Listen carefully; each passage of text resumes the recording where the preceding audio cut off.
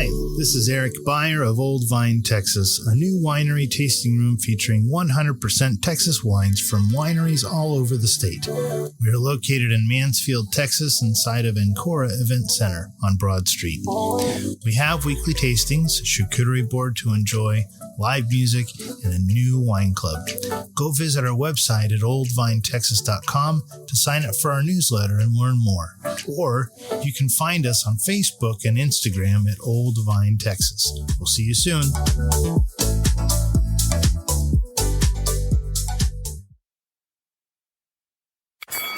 Ladies and gentlemen, welcome to the main event. Are you ready to pop your cork? In the left corner is 6'4", 242 pounds, with a record of 45-0, the undisputed. Hey, Michael. Hey, Will. Hey, how many bottles of wine have you had? Well, Will, it's not the wine. I'm just so excited about the podcast. Yeah, I am too. But this is not a boxing match. This is We Know Texas Vino.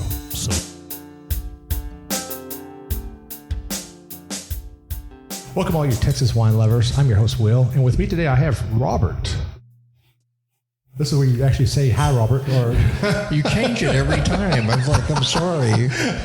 Yes, this is Robert. I'm live with him. Okay. Today we're actually coming from a really great place, and a lot of people know this when I say this name, Sage Vintage Crush. And we got Michael McClendon and Wes Jensen here to our show. Welcome, guys.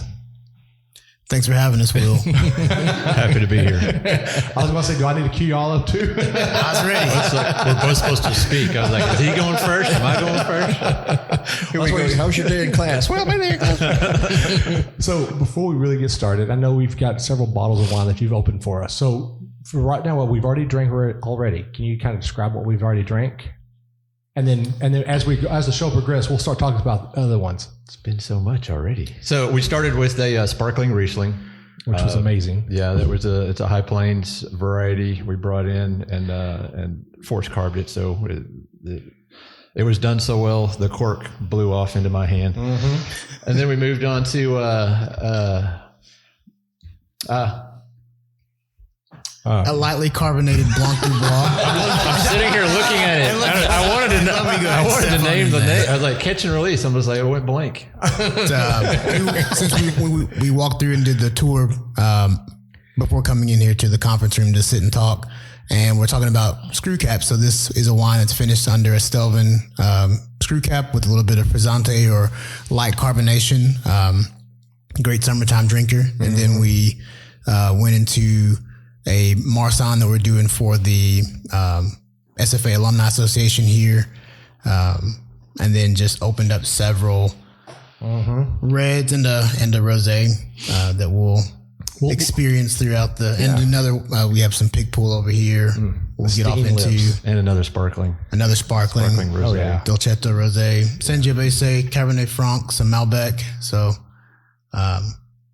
pretty excited about it. I think just starting off with the white wines initially to just, I guess, an amuse-bouche or a light starter with the sparkling, and then stepping down into the Rhone varietal white, the Marsanne. It's got a little bit more texture to it before crossing the boundary line into the reds, if we were having food, I would imagine this is how it would go. It would go from, lightest to heaviest, and then we'll be able to cleanse our palate back at the end. Right. Awesome. Well, I appreciate it, guys. But before we get into the show, I'm going to talk about my social media stuff. So you can find us on weknowtexasvino.wine, and you can find us on Facebook at We Know Texas Vino. And if you listen to our podcast, you find us on any podcasting platform. But if you don't, you can find us on Apple Podcasts, Spotify, Pandora, and so forth.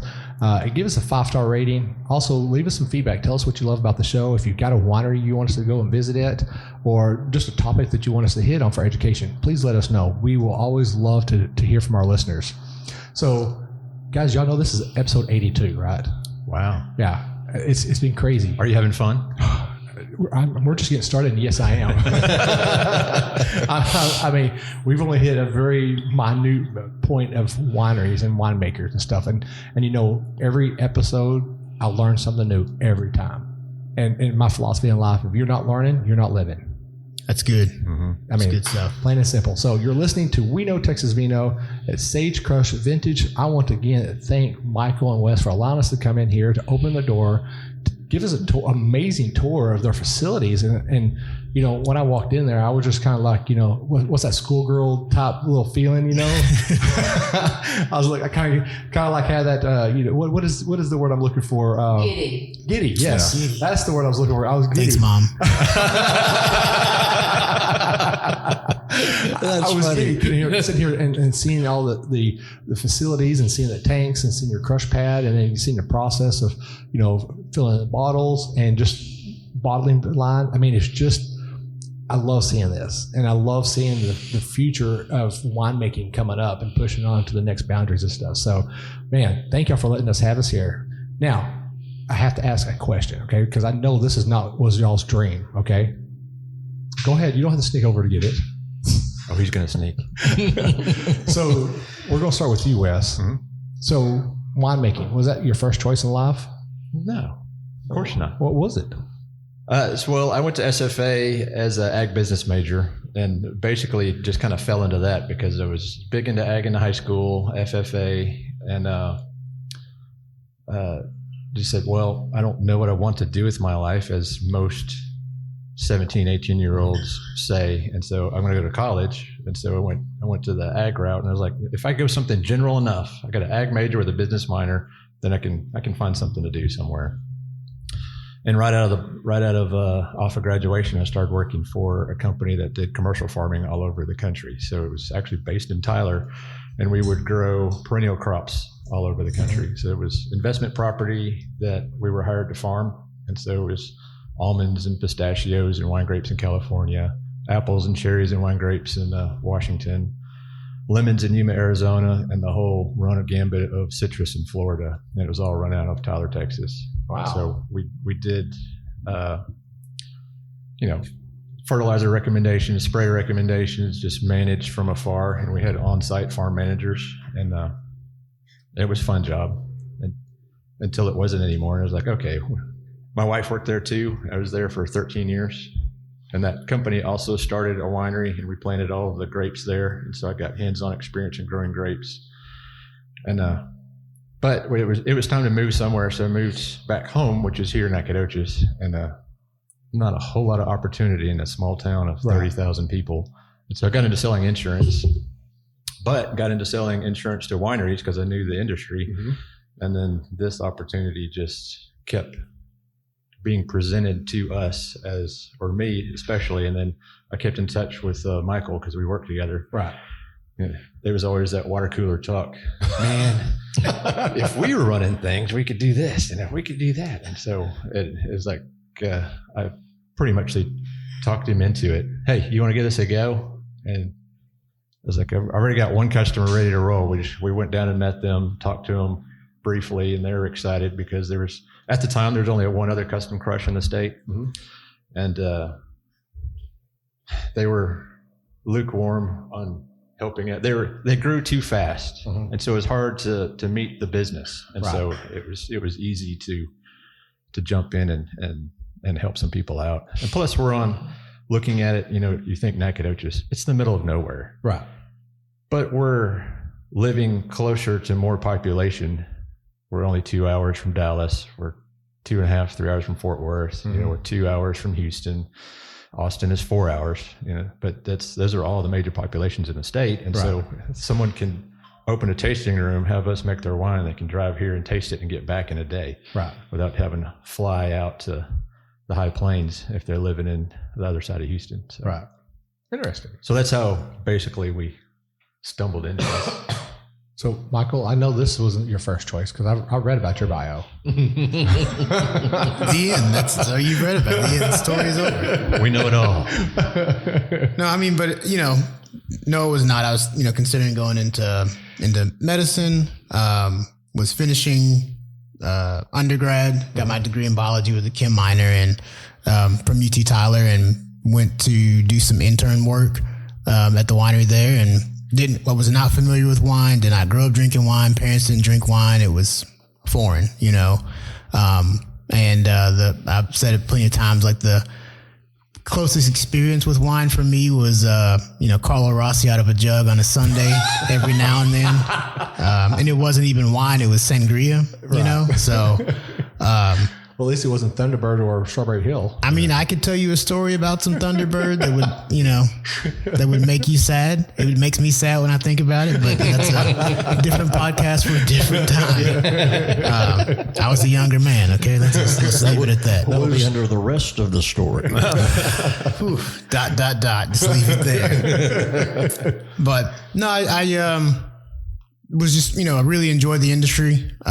Once getting in and getting exposed, there was a lot of classes that translated to this industry that I didn't think I would ever need, like botany classes. And, one of the first times in the lab,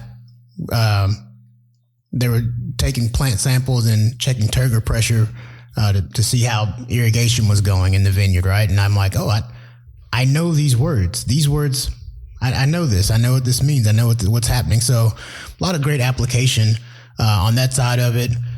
Same thing on, the metabolism of yeast and how fermentation goes on that side of it. I didn't think I would really be using any of that stuff, but it translated really nicely. And then just continued to learn about wine as an industry.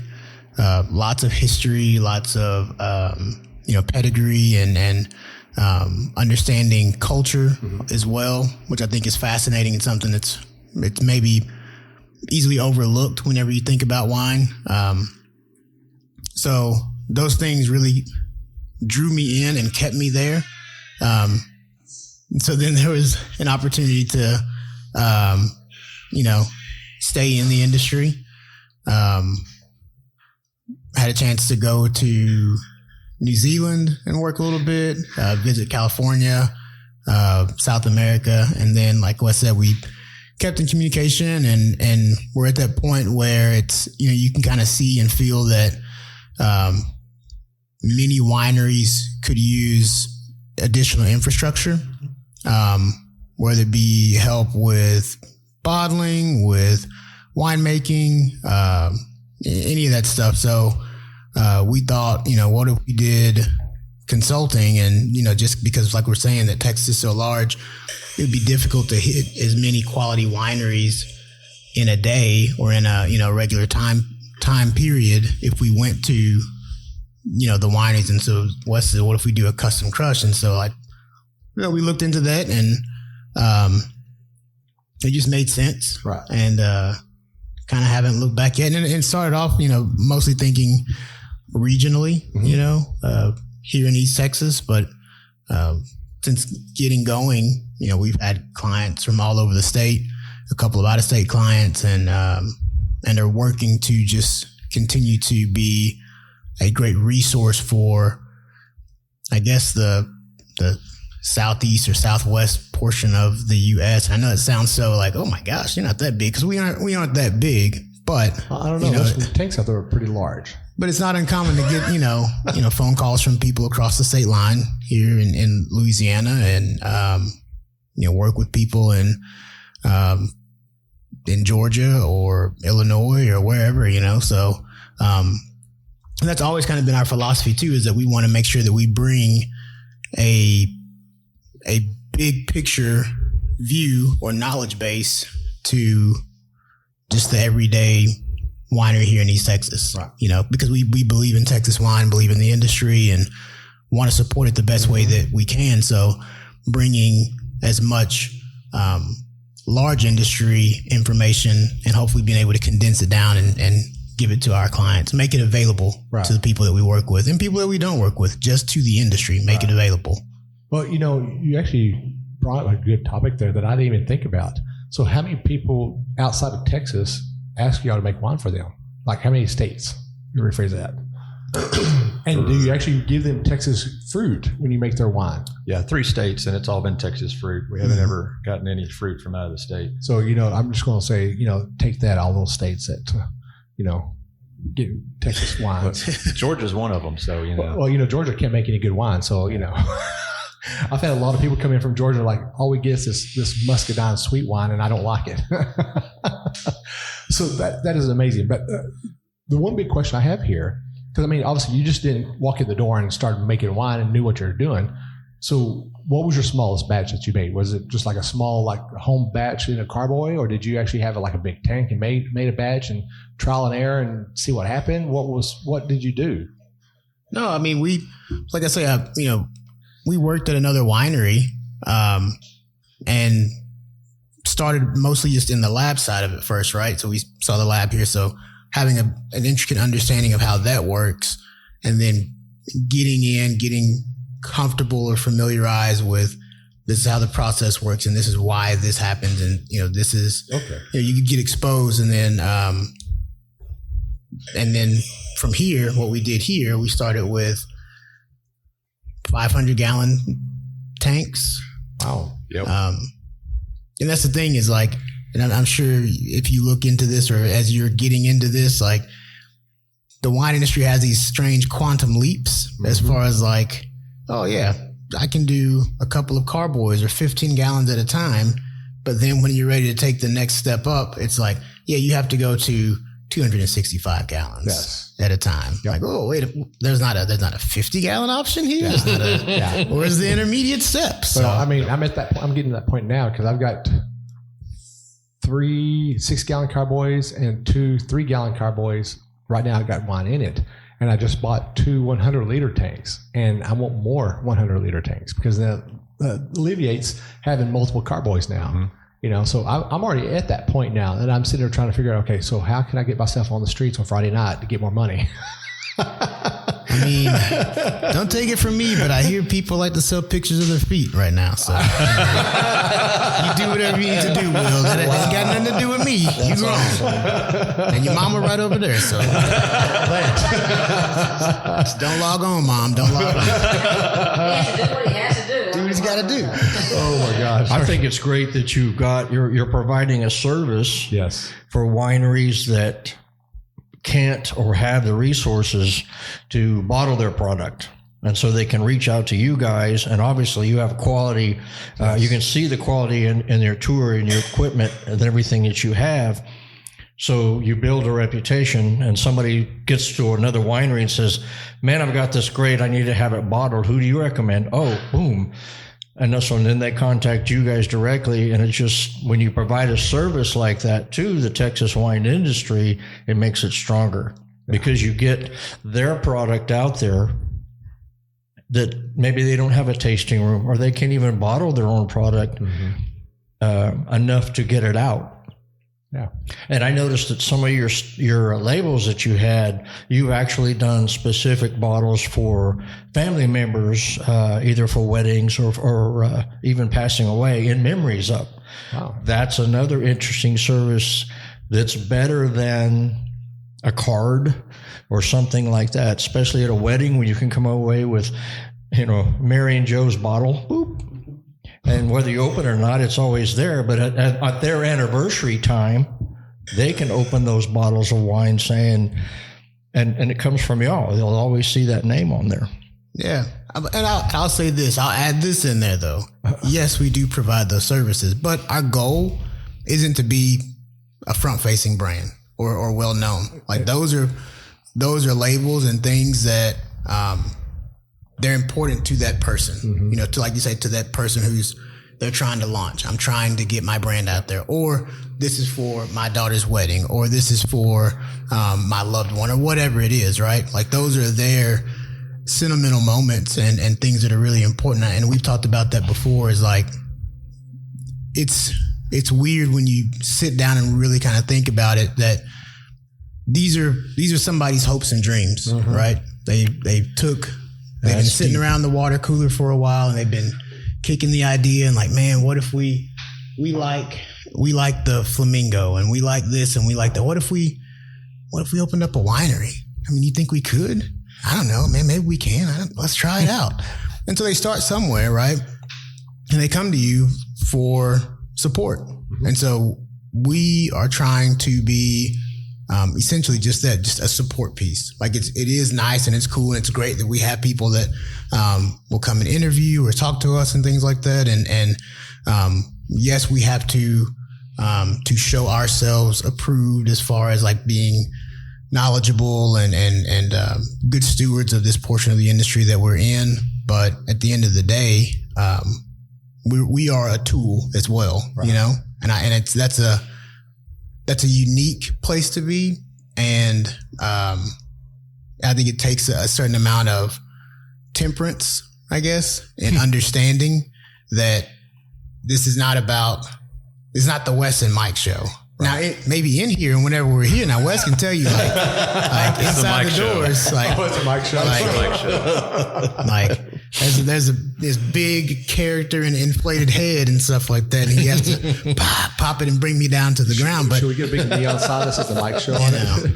That's pretty good. But outside the doors, and even, you know, whenever we're really serious about it, like it's not about what we are doing. It's about how can we better serve or partner with the people that we work with or the industry at large. That's kind of what we're seeing and thinking about. Well, there's a lot of people that either still don't know what we do or understand what we do all the way, because there's a lot of resources and information that we have or can provide that is available at large, not just to people that work with us, not just to our clients, right? Like, it makes more sense if Texas wine is strong, then we all are having a good time. Like if the table is set, then we can all eat. So it's important for us to make sure that we can set the table. Well, that's fantastic, because you're like a cog in the wheel. Exactly. So you get this person's product out there, and that's, you know, you don't have a big flashing sign out front because you're here to serve.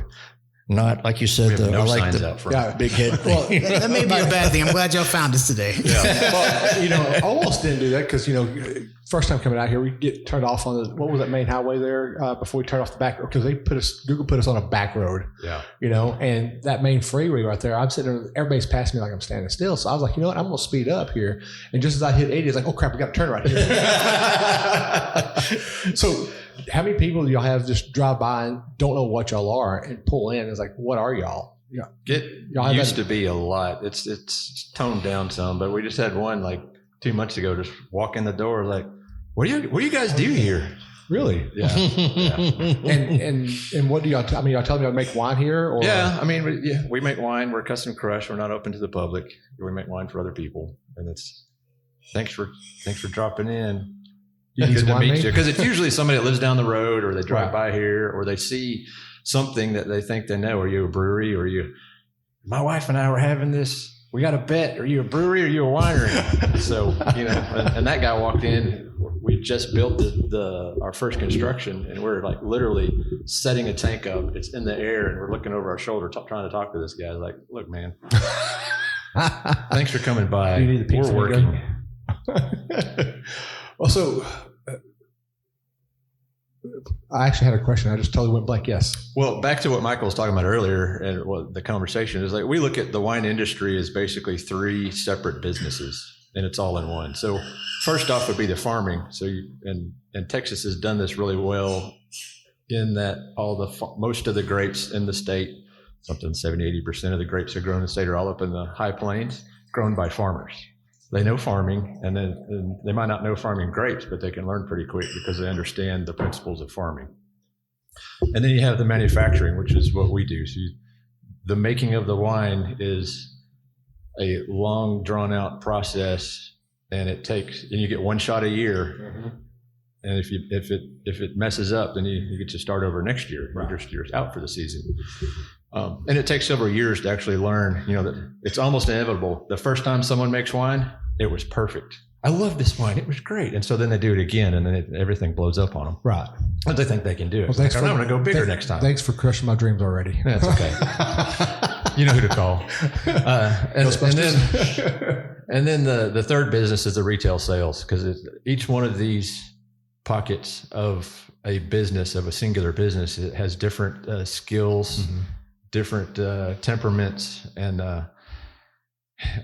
if you're going to do all of them by yourself, you're just not going to sleep. Right. Yeah, you can't. So most of our customers, yes, they've sat around, they've wanted to put in a winery, but some of them have planted grapes, even though we tell them maybe you need to go work in a vineyard for a year before you mm-hmm. just plant grapes, because it's a huge undertaking. Yeah. I was like, why don't you just sell your wine? And some of them are like, I want to take up winemaking. Sure, we'll help you out. You can take up winemaking. And then after they get into it a couple of years, yeah, so we're just going to let y'all do most of our wine, and I'm going to do this one barrel over here. Yeah. And then, but it's an honor for us because this is their business. This is their inventory, and they're putting their names on these labels. Right. And so it's an honor and a privilege to be working with these people. Listen to the story that y'all have here, and hearing all the people that have gone through y'all to have wine made. It's humbling. To me, it's humbling knowing that all these people come to y'all and y'all making great quality wines. And I've yet to taste a wine that has come from y'all that's not good at all. I mean, everything I've tasted from y'all, even sitting here on the table, everything I've drank from y'all is at 5-star rating. If we did it on the star rating, if we were judging it, was it a 10? I'm going to give you a 10. Yes. But I mean, well, which one of these that we're sampling, and he brought out that had the 4 medals on it? Yeah, that was. But to me, honestly, medal's great to have. Okay, medal says, okay, I'm accomplished. I know what I'm doing here. But ultimately, in the end, it's the consumer who actually takes it that says this is good. If they're buying it, it's good. If they don't buy it, then something's wrong. I'm not going to say it's bad. It's just something's wrong. Because it could be good. They just haven't found their palate to drink that yet. Or what was it that Neil said last night? Oh, we were talking about as a Texan with Texas wines, and you drink another wine, and then we called it the calibrated palate. Yeah, calibrated palate. Because you come in going, well, this is going to taste like so-and-so. And then you go, well, no, it doesn't. The calibrated palate. Yeah. We just all went. That's what it is when you drink wine. You calibrate your palate. Yeah. And that was so now I'm going to start using calibrate. Okay, so we're going to try to push that word now. Okay, so going forward now we're going to use calibrate your palate. You got to calibrate your palate. You have a cracker or what? Will once said we have to calibrate our palate, so I want to make sure we take the time to do that. and the way to do it, you drink crackers. Or drink crackers. You just lost all the credibility. Never mind. I can't use that anymore. The show's over with. I'm done. Push calibrate and say we got to drink crackers. Oh man, that's eat crackers and drink water. Okay, thank you. So, here's what the stories I've heard. People actually will come out here and say, "Hey, I want to make a Sanjo. I want to do a Cab Franc. I want to do a Rosé. I want to do a blend." And from the stories I hear, and I'm coming to the horse's mouth, they get to come out here while you're doing it, while you're working on making the wine for them. They sit out here with you and say, I like this mouthfeel, I want this taste. And they get to test it with y'all while y'all actually doing that process. Mm-hmm. Kind of go through that process, kind of explain that process. So in the beginning, especially when we're starting out, a lot of people just say, I like a cab. Well, what does that mean?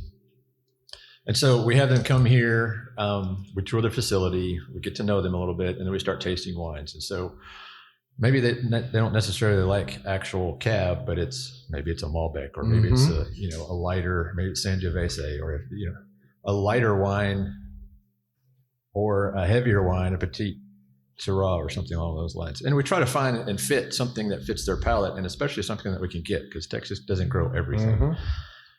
And they grow some things, and you just can't get it. But, right. And so from that, then we'll build an order. I'll go find the grapes, and we'll bring them in. And then before we bottle, after the winemaking process, they're welcome to come in almost any time. Because y'all come in whenever you want to come crush grapes a day. Then pick your day and come crush grapes. It might not be your grapes, but you get the experience. Right. And bottling wine as well.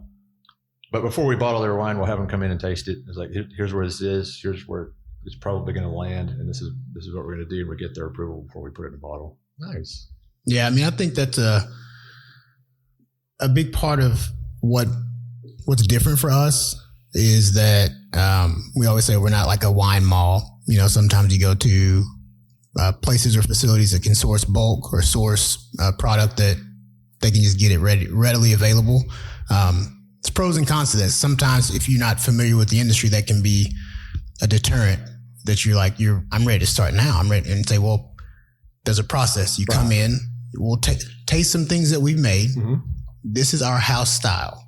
If you like a wine like this, we can make a wine like that for you. If you have specific protocol, if you have specific things that you're looking for, we can accommodate that. The wine won't be ready until the next season, depending on, whenever you come in, we'll have to contract fruit. We'll have to crush it. We'll have to do all these things. And like Wes said, like if you're available to come and be there, please do. Please be here with your product. And then we invite them in multiple times throughout the process to evaluate with us, to give us direction, to take light suggestions. That's kind of what it's grown into. Like, well, I think if we do this, the wine will be all right. There's some, they're trusting us to give that, professional insight, to help them calibrate what they do or don't like. See how I worked that in there? See that? That's why they call me the Oracle. That's from him. No, it's the Mike Show. But I think those things are important because, again, at the end of the day, this is their product. They have to be so confident, so comfortable with this, right? Because they're at their tasting room and they're talking to the end consumer, and they're having to. And a lot of it is like, this is something that is important to me. For our clients, right? This is a brand or an endeavor that they're getting into, or this is a piece of family property, or this is a business that they're starting. And so the wine is a conduit for whatever that passion piece that they have, right? So they have to be just so in lockstep with every part of that experience, from the taste to know how they're going to present it, what it means to their ultimate end goal, right? I mean, I think, wine is about enjoyment, about community, about fun, all those different things. So how do you present any singular bottle to achieve that goal? Besides, like, I got this wine, you want some? Like, how do you, because there's also there's a portion, especially with Texas wine, there's a big portion of what tasting rooms do. That's education, right? And they're having to explain, show, demystify. We grow a lot of non-traditional varietals that are not, I like a Cab, I like Merlot, I like Chardonnay. You may not always get those varieties. You may get Dolcetto. You may end up with Lenoir, Marsanne. You may have something that takes a little bit more explanation. That's part of the fun and the discovery part of what wine is, right? And I think we try to make it to where our clients are so comfortable and confident with their wine, because they are their wines, or their inventory, like Wes just said, so that they can therefore further convey and be successful whenever they get to their place. Right. And it's amazing that you can. Okay, so I'm gonna take a step back to what I used to do. So when I used to do web development, I would sit down and have a conversation with my clients and get to know who they were, and kind of get an idea. And while they're talking, I'm building their site in my head. And by the time they end that conversation, I've already had a wireframe built out for them. And like, hey, this is how I'm going to build out your website. And they're like, oh, how'd you come up with that? I said, well, because I just talked to you. I got to know who you are. And because we as humans, we socialize and we talk a lot. People don't know when we talk to each other, we actually telling everybody who our personality is without saying, oh, I like this and this and this and this.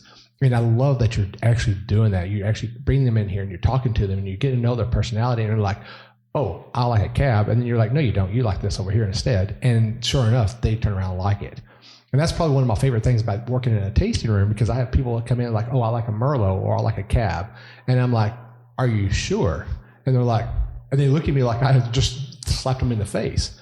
And I have them try something else. I have them try like a Tarragon or a Tannat, or even a blend that you don't even hear. Or actually, one of the favorite ones right now that I've tried was a Montage.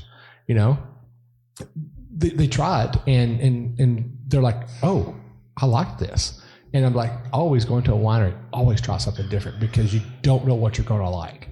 And that's why I put on these two right here, my mom and my stepdad, all the time. I was like, when you go into a winery, don't get a Cab, don't get a Merlot, maybe a Tempranillo, but get outside of the norm. Do something different, because you don't know what you're going to find.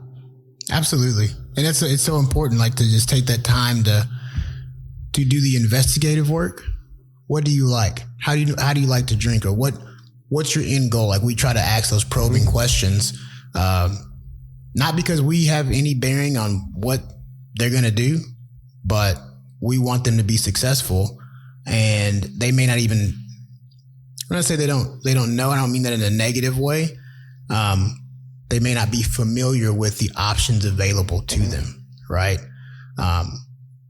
Because you like Chardonnay, you may also be amenable to a Marsanne or a Rhone white blend. Right. Viognier is one that oftentimes is put in that place, but Viognier isn't really in that same vein. But you know what? You may like enough things about Viognier that may make you a Viognier drinker, So understanding those different things, understanding that when you say I like a certain variety, it may mean you like a big bold red. Mm-hmm. You may like dry crisp white. You may like acid driven red, fruit forward. Mm. So asking those questions and then also showing them some different options helps us to better project what they may or may not be open to having, in their portfolio. And then ask them what's your goal? What's your, how are you going to get that to the end consumer? Are you going to be brick and mortar tasting room? Are you going to be doing special events? Are you doing farmers markets and festivals? What does that look like? And how do you feel like that's going to perform in that space, and try to give some feedback along the way? I think a lot of people don't understand and they don't grasp the complexity of grape growing. If you look at the distilling business, corn is corn. It's the volume of corn that's produced. It still has the same, when you grind that corn down, it still has the same consistency. You can control the moisture. Same thing with wheat, barley, hops. All of those grain products are basically, they're always going to be the same. It's just the volume depending on nature. The grapes, on the other hand, being a soft and climately controlled fruit, each season you have biorhythms, and so you have those great, fantastic wines, but then the next year there's something a little bit different. There's something, and so it becomes a unique experience. And we were talking about, what do you prefer? Well, you give them an option. Like myself, I spent a lot of time in Spain, so my calibrated palate was Spanish and Portuguese wines. So having to relearn, and then Will has given us the knowledge on exactly, you're not just drinking it. It's an experience. Yeah. You're enjoying it. Because if you get a 6-pack of, let's just say a malt beverage, every bottle is going to taste the same. Right. Every keg is going to taste the same. But when you open up 2 bottles of the same vintage, or maybe one's 5 years younger, but it's the same, it's totally different. Personality, I believe, is what I would call it in each bottle. I like the personality. That translates to this person's label. Yeah. Yep. So you give them something and they go, oh man, they helped us, and they educated us. We thought we knew what we wanted. Boom, there it is. And I think that's the brilliancy of what you guys have got going here. I really like what he said, personality of the grapes. I mean, every year the grape has a new personality. Yeah. It's almost worse than a person has multiple personalities. You could almost call maturity, because as the bottle sits, it matures. Yeah. So, it's either plus or minus, but well, sometimes that personality changes, like, because the big word of terroir, like we see it with Blanc du Bois as a variety because we take in quite a bit, but grapes grown in the woodlands are different than grapes that come from Hemphill, or that come from Carmine, or that come from Northeast Texas, or different places. It's all Blanc du Bois. It's the same variety, right? But all those terroir-driven things, as far as microclimate, soil types, farming practices, rootstock, all those things, they play a part. So there's a winery over in Stephenville, Barditch Winery. She planted Blanc du Bois out there, and I'm like, Blanc du Bois is not going to do good out here because it likes the moisture. It loves being out here. And she's got a couple out there that she does not filter her Blanc du Bois. and it's actually really good. It's like eating peaches. It was crazy. But being in West Texas, you don't hear people growing Blanc de Bois in West Texas. Because they can grow other things there. Yeah. Blanc is not the one variety that you would pick. It's not high on the list. The reason it's grown so much in East Texas and all the Gulf Coast regions is because it can withstand the humidity and Pearson's disease pressure. Right. But it can grow. It can grow in other places. Oh, yeah. Let me say this little plug right quick for Blanc du Bois. Me and my boy Mike Dunn from Sacramento were just talking about having a Blanc du Bois Appreciation Society or something like that, because it has come quite a ways since we started. Well, here. isn't Blanc de Bois a hybrid anyway? Yes. It is a hybrid, but it's got some great commercial viability where, sometimes when you talk about hybrid or non-vinifera varieties, you have to whisper, have some Blanc du Bois. But it's like, hey, yeah. What? It's kind of like what? Like you're selling a drug under the table. Yeah, it's like, hey, We're going to go to the other room and talk about this. sweet white wine. Oh, did you say Blanc de Blanc? Yeah, something like that. I know that. I picture a foggy corner of a street and a fog and go, hey, you want to know about some? Open the trench coat up here. I got some Blanc de Bois. Hey, young people, do you want to try some of these Blanc du Bois? Come on, man. I got some Rolexes at the bottom. I'm worried about that. I want Blanc de Bois. Hey, Pinocchio, try this. Okay. So, obviously, you love Blanc de Bois, obviously. So, with that being said, we started this conversation earlier, and I told you we're going to talk about it. So, Wes already gave me his opinion, and we'll talk about it in a second. What is of all the grapes that come in here that you make wine from, which one gets you so excited every time? It's a white and a red. Which ones get you excited every time you come in? So wait a minute, hold on. I want to picture this for our listeners because they can't see this. Michael literally turned to Wes and gave him the fingers like, I got this. Not the finger. Yeah, not the finger. Like a teacher, hold your mouth. Yeah. I'm going to sock right now. So, well, it's because even the preface to that saying that, oh, you love Blanc du Bois. So I love all the grape varieties. They all have a special. I love winemaking. I love the idea of wine. I love the communal nature of it. Right. The varieties that we bring in, they can vary from season to season. They've been fairly consistent. And I think even, so I'm giving you the answer of like, I can't pick one, but in picking one, it's the intrinsic value of all of them, right? So even if it's something like Sangiovese, right? We've been in this long enough to be able to, and worked with the same grower year to year, that you were endeared to the process, to the industry, to the people, to the whole thing, right? Like, man, that was a tough time because we talked about it earlier before we started rolling that, last year, oh man, remember it rained right in the middle of harvest last year, and it just everything stalled out, and we had those issues. Or, man, we got that Blanc that started coming in June this year. That was crazy. I mean, we just had such a long harvest season. Oh my gosh. And, or man, that Cab Franc, I wish we had got more of that.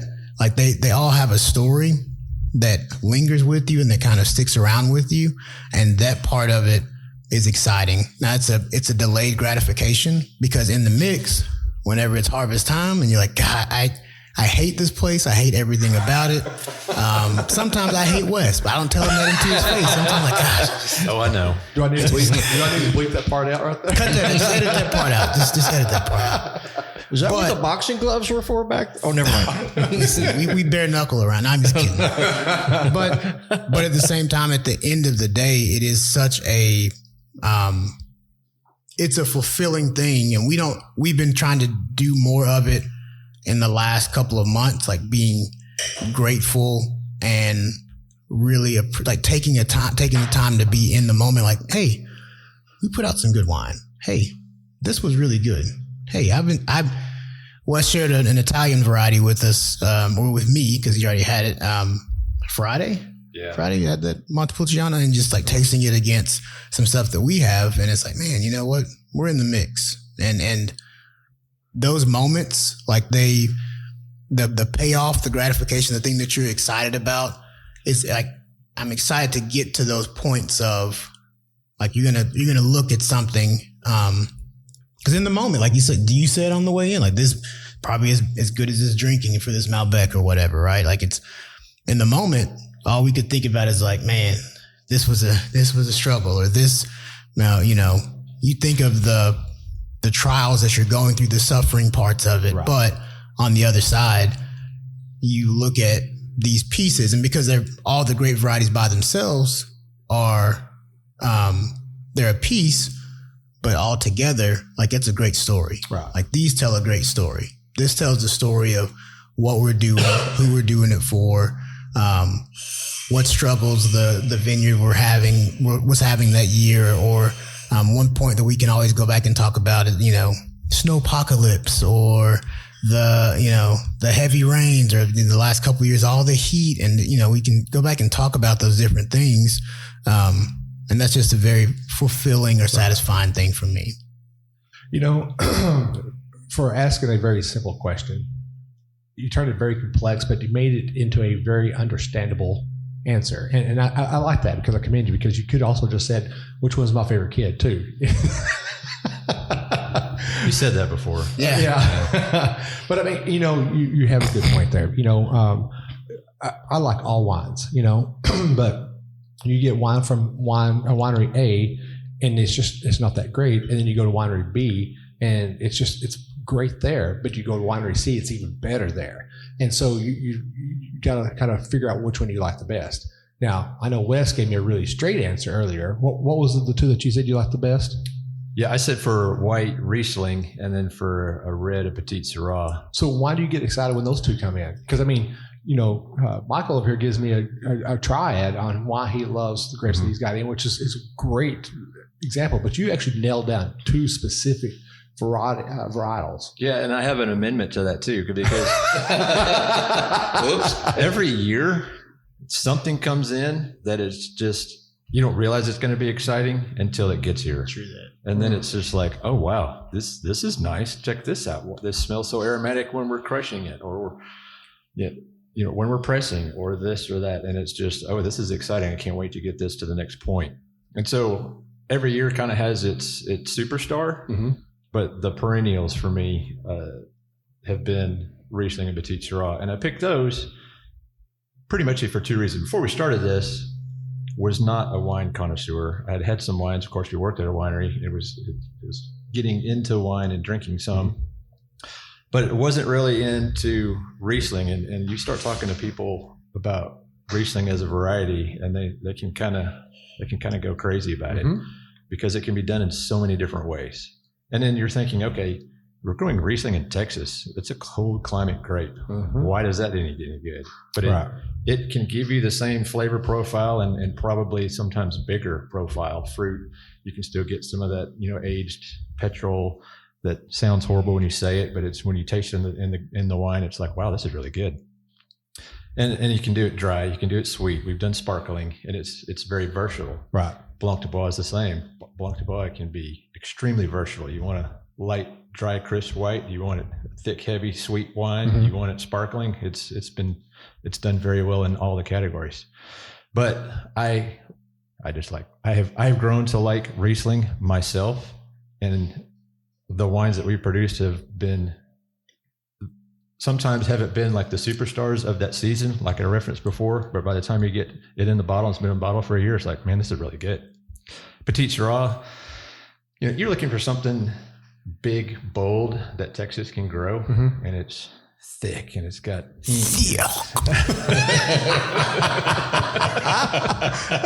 I'm going to save that right there as a clip. That's going to be his new ringtone. Only for Mike. I felt like he was saving that this whole episode. He was saving that. Like, when can I say this word thick? Yeah, that's his response every time that word is said. Anyway, so I mean, you want to compete against a California cab, you're not going to grab a Texas cab.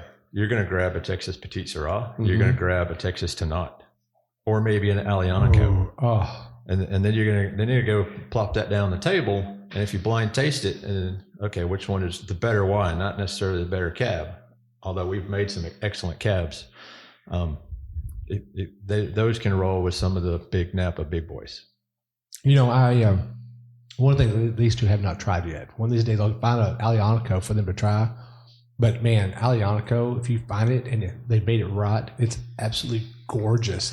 And you sigh over there like it's a big deal. We've got some back here. Oh. But I mean, I'm gonna have to go get up and go get more wine. Well, that's okay. Oh man! But I mean, when you look at it, it's got that beautiful color. It just makes you want to smile when you look at it. And then when you drink it, you kind of like, it reminds you of childhood days, you know. And you're sitting there and you're like, you know, I remember when I was 7 years old and I was playing baseball out there with my friends, and I got hit in the face with a baseball. Mm-hmm. That's what this feels like. My God. And that's a pleasant memory for you? Well, I mean, I'm just, you know, but it that's one of the things I love about wine. Never mind the warm kitten or the goldfish. He got hit in there with a book. It sticks with you. But, you know, but that's what wine does. When you drink it, it reminds you specific points in life. Yeah. You know, like a lot of times when I drink something like, what was it the other day? Oh, that Cab Franc Rosé that I had. It reminded me of a specific point in life when I remember my grandmother's next door neighbor had a strawberry patch, and me and my sister will reach through the fence and grab strawberries out there, and they would have the really big, you know, those big gigantic strawberries that are bright ret and very juicy and really so sweet. You got your hand stuck, you couldn't get it through the fence. Yes, and I was a tiny kid at that time, but you know, you eat that, and that's what it reminds you of. Yep. You know, it's different stuff like that, or you know, it takes you to the time where you know you're mowing grass at 15, trying to raise money, and you had that one particular smell that you've never smelled again, and you drink that wine, and there it is. You know, that's the one thing I love about wine. And every varietal that you drink or every blend you drink sometimes will trigger that memory. Yeah, for me, it's like my Aunt Darlene had a plum tree, and in the summertime when those plums are just overripe and they're falling off, and there's a beehive or two up there in the top of the tree, and like you can just go, you know, you can pick and eat, like you smell and taste those things, and like that just comes back to you sometimes when you get off into those wines. Oh yeah, and the juice just drips off your chin. You gotta lean over. Yep. Yeah, and you know, I always said that plums have two types of seasons. So you've got the early season when they first get where you can start eating them. They're really tart. That sweetness haven't came out yet, and then you got your late plum where the tartness is gone and it's all just sweet. And like you said, the juice is running down your face. Sweet, yeah. Yeah, and it's. I remember actually, and we were actually just talking about this the other day. My grandmother's neighbor had a plum tree that was so full that we were taking buckets of plums back to the house, and my mom was making plum jelly. I was so tired of plum jelly. Like, I didn't want to look at another plum jelly jar for the rest of my life, you know? And actually, when we moved out of our house, I remember we had a little recessed shelf in the back, and there was plum jelly jars still in there when we moved out. Just left them there. I didn't care. I didn't want them. I wasn't going to eat them. So that is the one thing I love about wine. And I think, actually, that's one of multiple reasons why I love wine. Another reason why is because it makes friendships. You know, I mean, you know, the one thing I always joke about is that you don't hear about bar fights in a winery. Yeah. No. But maybe in a production room, but not in a winery. That's because they're drinking beer in the production room. Beer or vodka? Yeah, both. Back to back. Wow. Well, my dad retired and we moved to Tennessee, and he was a gardener. I mean, he could plant a stick and grow. It was amazing. And he had sorted grapes. That was things he thought he needed in the garden. And we had the strawberries and the corn and the beans and all that. But his Concords were always, and he hardly did anything of the cutting, the fertilizing. He just let nature take over. And I remember his Concords were huge and bursting. And like the plum jelly thing, when the grapes would come in, he would cook them outside, and my mom would make the jelly, and here we go, you know. And I've often wondered, do you guys, or do Concords even exist anymore outside of the commercial concentrated grape that you buy frozen? Is that even incorporated in wines? Because I just remember how huge and juicy those things were when we processed them. And thinking now, wondering what those would have tasted like, as sweet as they were, of what they would have come into. And I don't know, do Concords even make it this direction? Because this was Tennessee with the snow and the cold and the rain and the different soil textures. You know, that's just kind of a totally different climate, you know. But do you see that? The answer is yes, it exists. Do we see it? No. Will we see it? Undetermined. So, wine is so traditional, right? So, what has the most acceptance, especially in a young industry, are things that are familiar, right? And as much as we talk about and celebrate non-traditional varietals or lesser known vinifera varietals, people still are going to have a conversation about Cabernet Sauvignon. Like it's the king of grapes for a reason, right? So that's always going to be there. That being said, non-traditional directions like Concord, Muscadine, fruit-based wines, they have less exposure or proliferation. I'm sure there are still pockets where it is still cultivated and made in those styles, or I guess made as wine, has not necessarily reached here.